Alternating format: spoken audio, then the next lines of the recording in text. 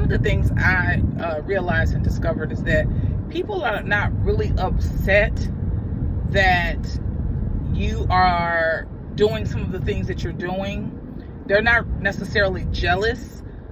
The negative reaction sometimes that we get and that jolt that you see and that shift in energy is more about the fact that they're upset with themselves for not living their lives fully and being authentically who they are and not caring about what others will think or say.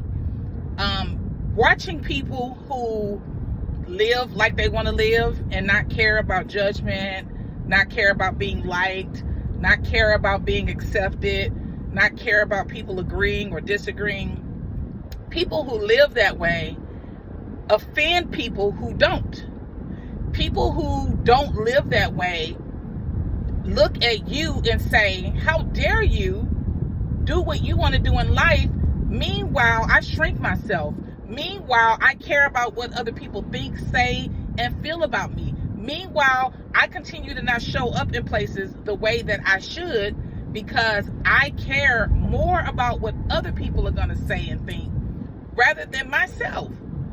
And this is the truth. Like, I don't think everybody's jealous and I don't think everybody's a hater, but I think it does come down to people feeling like we are showing them, the people who are comfortable with themselves and confident and secure, we make them see that, not necessarily make them, but because they see us, that causes them to be triggered by that, and it causes them to feel some kind of way about themselves, and they don't, instead of them saying, oh, let me take the time to figure out how I can heal so that I can become more confident and secure and show up in the way that I need to so that I can thrive in life. Instead of them focusing and honing in on themselves, they direct their stress, their anger, their disappointment towards the person that is showing them, that reflects who they're not. So that is a lot of the reason why that happens. Now, could you still call them a hater or jealous? You could. But ultimately, and I think there's a difference in some scenarios, because there are people who just genuinely are haters. They're not even looking at your success, your confidence, your abilities, your authenticity, your confidence. They're not even looking at that. What they're looking at, though, is you have this and I should have it. So that's the difference in those who might be haters and haters or jealous. They literally want what you have.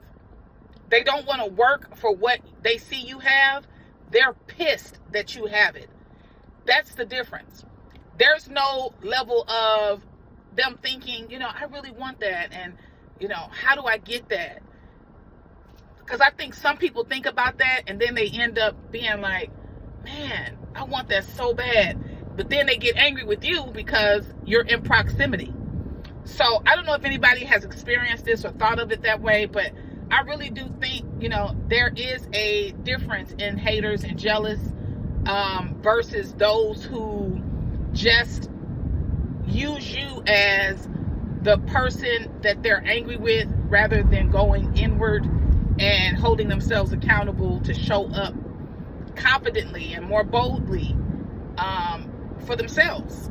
So journaling allowed me to see, I was looking at situations and people based on where I was, and my perception was different because of that. But I didn't have a hater, jealous spirit, but I was looking at people I want that. I really would like to get to that place, which made me at some point hold myself accountable.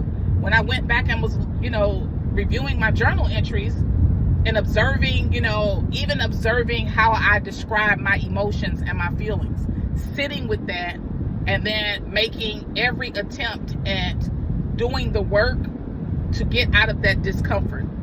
So I work with people who are dealing with certain things and need journal prompts specific to those.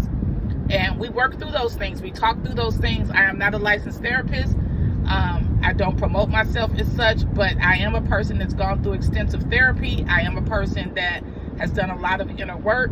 And I am a person that believes in just keeping it real and not being fluffy and what it is, because this is not easy all the time. And for some people, it may be, but some people really struggle with this. Some people struggle with seeing their value and moving in their value. So if that describes you and you really just kind of want to work towards feeling more confidently, stepping into who you really are authentically, and healing some of those traumas that trigger you to conduct yourself a certain way, click the link in my bio and let's get connected. You can also pick up a copy of my 12-week healing journal with poetry prompts. Until next time, peace.